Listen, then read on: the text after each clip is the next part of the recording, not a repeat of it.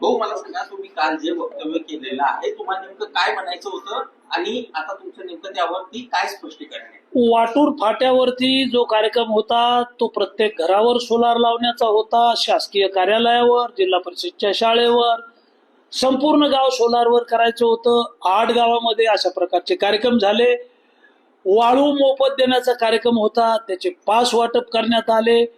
आणि या कार्यक्रमामध्ये बोलताना मी असं म्हणालो की केंद्र सरकारच्या ज्या कल्याणकारी योजना आहेत, राज्य सरकारच्या ज्या कल्याणकारी योजना आहेत, या योजना गावापर्यंत नेण्याची जबाबदारी माझी आणि माझ्या सगळ्या कार्यकर्त्यांची आहे.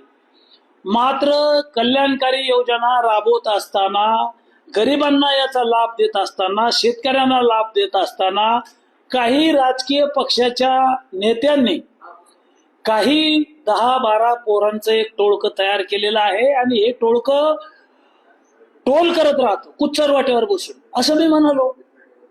आता टोल करणाऱ्यांना मी बोलायचं नाही. त्यांनी 5 वर्ष माझ्या विरोधात टोल केलेला आहे, प्रधानमंत्र्याच्या विरोधात टोल केलेला आहे, माननीय मुख्यमंत्र्याच्या विरोधात टोल केलेला आहे. मी त्यांना बोललेलो आहे. आणि मी काय म्हणालो, तुमच्या घरात केंद्र सरकारच्या 5 योजनेचा पैसा येतो, तुमच्या घरात राज्याच्या योजनेचा पैसा येतो, तुमचं कुटुंब त्याचा फायदा घेतो आणि त्या पैशातून तुम्ही मोबाईल घेता, त्या पैशातून तुम्ही कपडे घेता. हे सगळं सरकारनं दिलेलं आहे, खोटं नाहीये.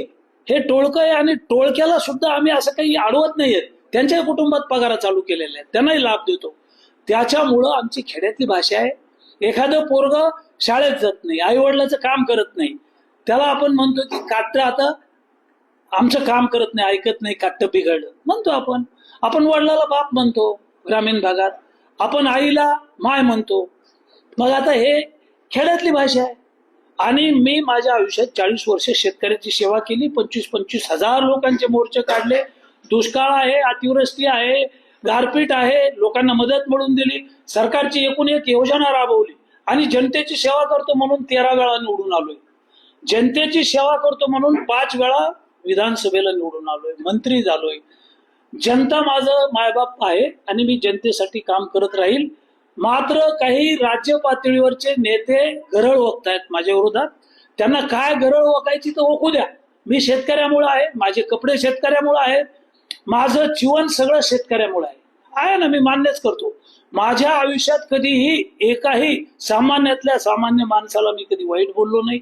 सामान्यातल्या सामान्य शेतकऱ्याला मी कधी वाईट बोललो नाही. आणि मी जिवंत तोपर्यंत रक्ताच्या शेवटच्या थेंबापर्यंत मी काही बोलणार नाही.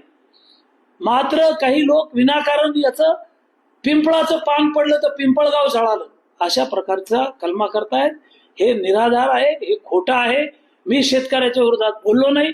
पण मला काय, मी 100 वेळा शेतकऱ्यांची माफी मागेल, मला काय अडचण आहे. बोललोच नाही मी. राजू शेट्टी, अंबादास दानवे